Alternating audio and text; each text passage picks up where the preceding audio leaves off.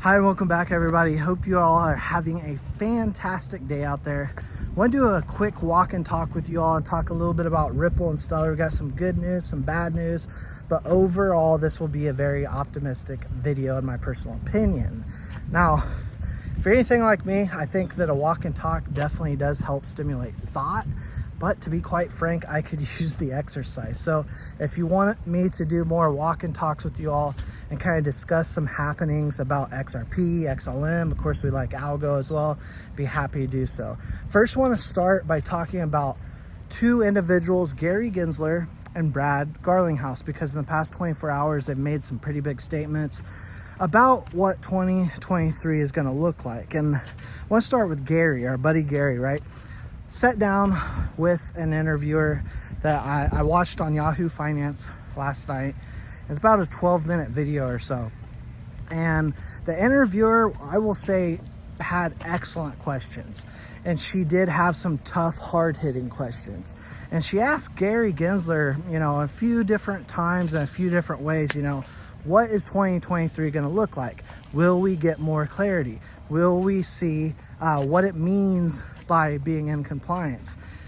And I'll say Gary Gensler did what he does so well, is he essentially kind of hushed her and said, look, the laws are very clear. The laws have been in place for a very long time. They're tried and true.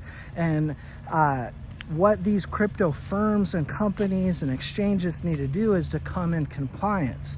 Come to us and we will help you become compliant and be within regulation. However, he offered no details, like usual, on what becoming compliant means. And he sat there and bragged about the victory over Library, which I'm sure many of you are aware of. That case just came out a couple months ago, in which Library was deemed a security. But the problem was not that they were deemed a security. The problem is they were sought as out of compliance, yet they were never told how to come to compliance. And so they were left dumbfounded and actually put out tweets, put out statements saying, look, over the past few years, we have done everything we possibly could to become compliant. The issue here is that we don't know how to become compliant. And you see that with Ripple as well. And that's why I want to get into what Brad said. And he talked about 2023 being a very good year in his personal opinion, because look, we have bipartisan support. We got individuals on both sides of the aisle, whether they're Republicans, Democrats, that both support blockchain, both support the innovation, want to see crypto succeed. And this isn't a blank slate. There have been bills already introduced. It's just we need to get them through Congress. He talked about how Singapore, Europe, Brazil, Japan, they've already got the crypto framework, right? And even the UK, he said, I'm looking at a couple notes here, so I just want to make sure I don't miss anything. Even UK is ahead of the United States.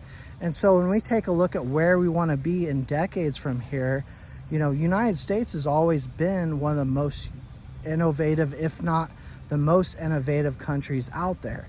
So if we don't get this right, we are going to fall way behind. I say we because I live in the United States, right? But he said, this is our chance. This is our chance to get it right. And I think that, personally, we have the resources and we have the capabilities to win this case. One thing I will mention before we get out of here is that a few different times in that interview, Gary Gensler said, what do we need? We need more resources from Congress. So to me, that's making me wonder, Gary, are things starting to dry up resource-wise? Are you kind of overextending a little bit? And because this is a little bit of a race of money, as all things are, and so I think if we can beat them out and withstand, because look, this is what they're doing. They're trying to push this off further and further and basically evaporate all the funds that Ripple has so they can no longer win. But Ripple is a company that has the type of funds to make this last. And so what does the SEC want to do? They want to bring all these fines to all these companies and essentially pump up the SEC and have their kickbacks. We're not going to allow it. Now, the last thing I want to mention for you Stellar fans out there, Wire, which is a partner of Stellar, looks to be going bankrupt. This is not a good thing. You know, Wire has a very close relationship with Stellar, and we can do an individual XLM video on this if you'd like. Be happy to do so, because I think we do need to go more in detail on this one because it is such a big deal. Now, does this mean the Stellar Development Foundation is done? No, there's so many partners. We have such a big ecosystem. It hurts, but here's the thing I'm thinking. This could turn out to be a positive. We know that one of our biggest, if not biggest, partnerships is with MoneyGram. What if, let's just say, MoneyGram was to acquire Wire? I believe Wire currently is worth something like $1.2 billion. So obviously if they're going under, they might be able to scoop them up on pennies on the dollar. Could turn out to be very good in the long run. So that's all I got for you for now. If you don't mind hitting that like button, definitely helps us out. If you're a new viewer, feel free to subscribe. We give you content every single day, and I'll see you all in the next video.